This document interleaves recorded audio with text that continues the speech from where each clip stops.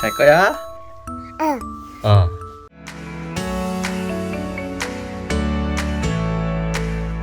네, 안녕하세요. 이민주 육아상담소 이민주입니다. 이번 주도 무탈하게 잘 지내셨나요? 이번 주는 수면이 힘든 아이들과 아이들을 또 재우느라 힘든 부모님들을 위해 수면 교육을 주제로 이야기 나눠봅니다. 댓글 코칭을 드리다 보니 수면 교육 전반적인 내용도 중요하지만 현재 내 아이가 보이는 수면 거부, 수면 장애 등 여러 가지 문제 행동에 대한 궁금증이 크시더라고요. 그래서 수면 교육, 상황별 대처 방법에 대해 알려드리도록 하겠습니다. 먼저 수면 교육은 꼭 필요한가요? 기질적으로 수면 교육을 딱히 하지 않아도 잘 자는 아이들이 있어요. 이런 아이들은 특별히 수면 교육 없이도 등을 대고 또 수면해야 하는 시간만큼 충분히 잘 수 있어요. 그런데 저희 아이처럼 다른 건 몰라도 수면만큼은 예민한 아이, 또 자기 전에 1시간씩 울어야 자는 아이, 또 타고나게 잠이 좀 없는 아이들은 등을 대고 자는 것도 연습이 필요하고 자다가 자주 깨고 또 잠기도 밝아서 분리수면도 필요하고 수면 교육도 필수로 해야 합니다. 그런데 문제는 보통 이렇게 수면이 힘든 아이들을 둔 부모님들은 수면 교육이 불가능하다고 여기고 조금만 시도해도 잘 자는 아이들의 부모님들은 수면 교육이 잘 되었다고 인식을 해요. 에바에 케바케라는 말이 있죠. 모두가 다른 기질을 가지고 태어나서 또 너무나 다른 양육 환경에서 각자 다른 성향을 가진 양육자가 키우는데 어떻게 같을 수가 있겠어요.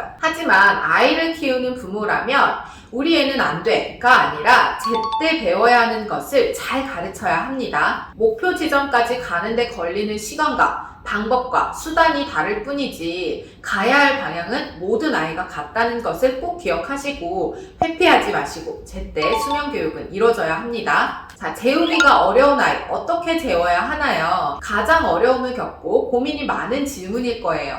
재우기가 어려운 아이들은 재우기가 어려운 원인이 각자 다른데 먼저 그 원인을 파악해야 합니다. 대표적으로 3가지 정도 원인을 꼽을 수 있어요. 첫 번째는 가만히 누워있지 않는 아이. 수면 교육이 잘 되었던 아이 또는 수면 교육 없이도 잘 자던 아이들도 신체가 발달하면서 자꾸 서고 걸음마를 하기 시작하면서 가만히 누워있지 않고 오뚜기처럼 침대 가드를 잡고 일어서기를 무한 반복하죠. 하지만 아직 전반적인 발달이 미숙하여 상황 판단이나 인지도 어려워요. 훈육을 한다고 해서 한 번에 고쳐질 수 있는 발달 수준도 아니기 때문에 이럴 때는 무엇보다 환경적인 조절이 필요합니다. 아이가 침대 가드를 잡고 일어나긴 하지만 방을 자유롭게 돌아다닐 수 있도록 허용하지는 않아야 합니다. 또한 여러분은 아이의 행동에 장단을 맞춰주기보다는 3번 정도는 지금은 자야 하는 시간이야 라고 알려주면서 제자리로 눕혀주시고 그 후에는 누워서 수면하는 모습을 모델링 해주셔야 해요. 물론 처음에는 1~2시간씩 걸릴 수 있기 때문에 지칠 수 있어요. 이런 시기엔 잠자리에 40분에서 1시간 정도 일찍 들어가서 일관된 수면 교육이 매우 중요합니다. 이렇게 환경을 제한하고 여러분이 일관된 모습을 보인다면 다행히 신체가 아주 활발하게 발달하는 걸음마기 시점쯤 시작했다가 차츰 호기심이 줄어들고 또 인지가 발달하고 언어적인 소통이 가능해지고 상황 판단이 되는 정도가 되면 누워서 자야 하는 시간에는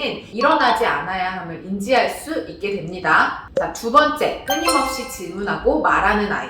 언어가 발달하여 말이 트이는 언어 폭발기가 오면서 잠이 들기 직전까지 엄마 어쩌고 저쩌고 제잘제잘 그러다가 잠자기 싫을 때는 물이 먹고 싶다, 쉬하고 싶다, 배가 고프다, 덥다, 춥다 요구가 많아지기도 하죠. 부모님들이 가장 많이 하는 실수가 이때 아이의 말에 대답을 하지 않거나 요구를 들어주지 않으면 애착 형성에 문제가 생기지 않을까 걱정을 해요. 그런데 아이가 요구하는 의도가 엄마 나 아직 자기 싫어요 입니다. 그런데 계속해서 응답을 해주면 수면 시간이 지연될 수 있고 아이는 자기 싫을 때는 이렇게 말을 하고 어떤 요구를 지속해야 한다고 잘못된 인식을 할 수 있게 돼요. 이럴 때는 일단 수면의식이 잘 이루어지고 있는지 점검이 필요해요. 주로 아이가 요구하는 요구사항들은 수면의식 과정에서 충분히 다 해결한 후에 잠자리로 갈 수 있어야 해요. 혹시 소변이나 대변의 경우 잠자리 전에 다녀왔더라도 가고 싶을 수 있기 때문에 한 번 정도는 자기 전에 쉬하고 왔으니까 딱 한 번만 다녀오는 거야 정도로 허용해 주신다는 한계 설정도 해주셔야 합니다. 그래서 수면의식 단계에서 아이 잠자리에 필요한 것들을 챙기고 또 온도나 습도 환경 점검하고 그리고 그림책도 보고 이야기도 나누고 물도 먹고 화장실도 다녀올 수 있도록 하고 있는지 체크해주세요. 그리고 기질적으로 말이 좀 많은 아이들은 수면의식 단계에서 이야기도 좀 충분히 할 수 있도록 해서 말이 하고 싶은 욕구도 충족이 되어야 합니다. 자, 세 번째는 에너지가 넘쳐 잠이 오지 않는 아이. 아이가 원령이 높아지고 발달하면서 점점 더 에너지가 넘치죠. 아직 소진되지 못한 에너지 때문에 낮잠도 밤잠도 재우기가 힘든 것 또한 흔히들 겪는 어려움입니다. 잘 자던 아기 시절이 지났다면 일과부터 점검이 필요해요. 자, 1단계로 규칙적인 일과와 낮잠 조절. 무엇보다 규칙적인 일과를 보내면서 아이 또한 하루 중 이 시간에는 어떤 것을 하는 시간임을 예상할 수 있어야 해요. 그래서 수면 시간이 되면 이제 잘 시간이 되어가는구나 머리로도 생각하지만 이 몸도 기억하게 됩니다. 그렇게 생체 리듬이 만들어지죠. 또한 연령에 맞는 일과를 보낼 수 있도록 주기적으로 일과 시간에 대한 점검이 필요해요. 낮잠을 2회 자던 아이가 15개월쯤 되면서 이제 낮잠이 1회로 줄어들기도 하고 또 7시면 잠들던 아이가 8시가 되어도 쌩쌩한 시기가 오기도 하죠. 아기가 발달해 감에 따라서 수면 시간, 식사 시간, 활동 시간도 조금씩 조절해 주어야 해요. 낮잠은 늦어도 3시 전에는 마무리할 수 있도록 해야 합니다. 자, 2단계는 깨어있는 시간 동안 충분한 에너지 발산과 운동, 적당량의 햇빛. 가장 중요한 것이죠. 일과 중에 충분한 에너지를 소모할 수 있어야 해요. 아침 기상 후에 낮잠 전까지의 활동 시간과 낮잠 후 밤잠 전까지의 활동 시간을 구분해서 각각 시간의 활동량이 충분한지를 점검해 주세요. 1차원적일 수 있지만 활동량이 많아 피곤하면 아이들은 훨씬 잘 잡니다. 그리고 본인이 가진 에너지에 비해 활동량이 적으면 더 뛰고 싶고 더 놀고 싶고 잠이 오지 않을 수 있어요. 일과 중에 에너지 발산과 운동 또 햇빛도 충분히 쬐 수 있도록 해주세요. 3단계는 수면의식을 제대로 만들고 수면 시간은 협상하지 않습니다.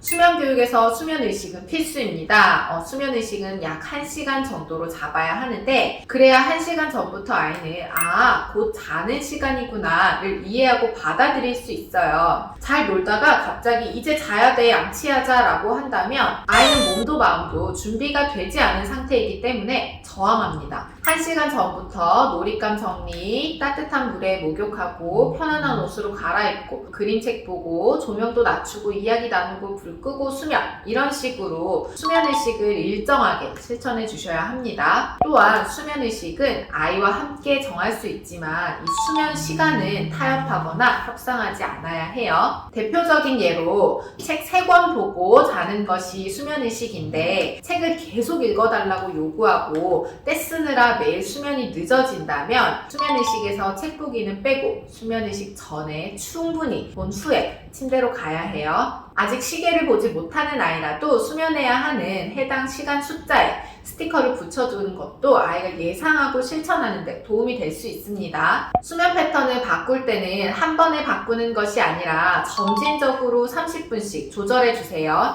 이렇게 3주 정도 실천했음에도 불구하고 전혀 행동에 대한 변화가 없다면 아이 발달이나 행동의 문제, 수면장애 등 고려해서 원인을 찾아보아야 해요. 단순한 생활습관과 수면습관이 아니라 건강 발달에 어려움이 있는 것은 아닌지 전문가의 상담을 받아보는 것도 도움이 될 수 있습니다. 자, 자다가 자주 깨는 아이, 자다가 자지러지게 우는 아이는 왜 그런가요? 자다가 깨서 우는 아이들도 많은데 이 또한 원인에 따라 해결 방법이 다릅니다. 아기가 아직 어려서 밤수를 하는 경우 수유텀 때문에 울 수 있어요. 이때 일정 수유텀이 아니더라도 급성장기 때 또 평소보다 빨리 배가 고플 수 있기 때문에 이 또한 고려해 주셔야 합니다. 그리고 급성장기 땐 온몸이 아프기도 해요. 말 그대로 크느라 고생하는 아기 있죠. 그래서 급성장기는 일시적인 현상이기 때문에 1, 2주 정도는 지켜보아야 합니다. 또 한 가지는 분리불안인데요. 아이들이 자다가 엄마를 많이 찾고 우는 대표적인 시기가 바로 분리불안도가 높은 시기입니다. 저희 아기도 분리수면 중인데 분리불안이 높은 시기에는 정말 하룻밤 사이 12번도 깨더라고요. 그래서 8개월에서 24개월,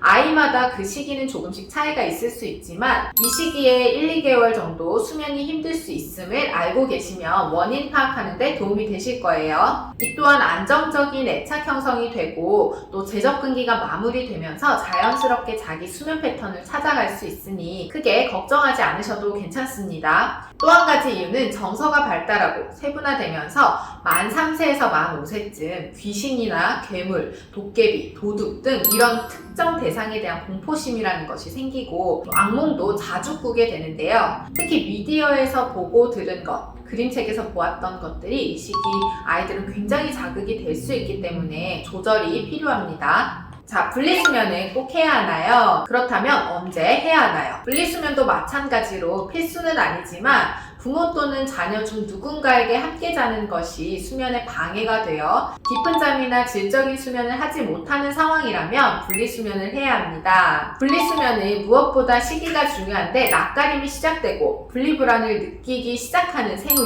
6개월 이후보다는 이전에 시도하는 것이 좋고 시도하지 못했다면 안정적인 애착 형성이 된 36개월 이후 아이와 이야기를 나누어 분리수면에 적응해가는 것이 좋습니다. 그 외에 낮잠에 대한 어려움과 고민도 굉장히 많은데 얼마 전에 낮잠 관련 주제로 구체적인 내용을 모두 담아서 공유해드렸으니 낮잠 관련해서는 이 영상이 도움되실 거예요. 링크 남겨둘게요. 마지막으로 미국 수면의학회에서 나이에 따른 적절한 수면 시간을 이렇게 설정하고 있습니다. 아이마다 조금씩 다를 수 있기에 내 아이의 수면 시간과 비교해서 한번 참고해보세요. 수면은 아이의 건강과 직결된 문제이기 때문에 정말 중요합니다. 아이의 수면을 위해서는 부모의 노력과 일관성이 강조되지만 혹시 정말 내가 환경을 점검하고 노력을 해보았는데도 불구하고 아이가 질적인 수면을 잘 하지 못한다고 판단이 될 때는 반드시 전문가의 도움을 받을 수 있도록 해야 합니다. 자, 이렇게 아이의 수면 교육에 대한 솔루션을 드렸는데요.